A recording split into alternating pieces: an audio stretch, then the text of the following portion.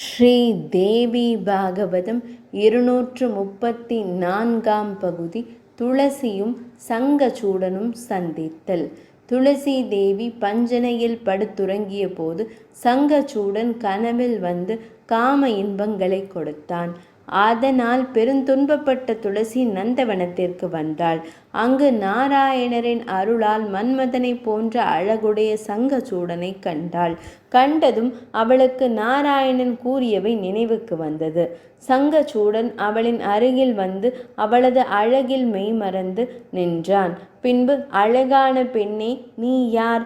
யாரின் திருமகள்? உன்னை கண்டதும் நான் என்னை மறந்துவிட்டேன்.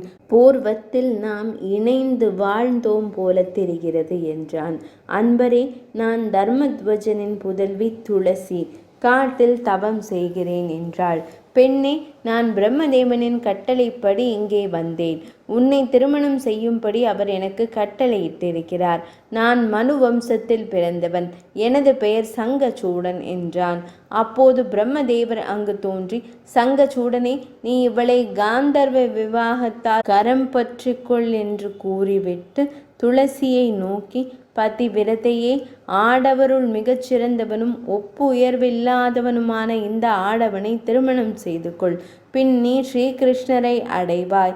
சங்கச்சூடன் தனது உடலை நீத்த பின்பு வைகுந்தத்தில் 4 திருக்கரங்களை உடைய நாராயணரை அடைவாய் என்றார். 234 பகுதி நிறைவடைந்தது.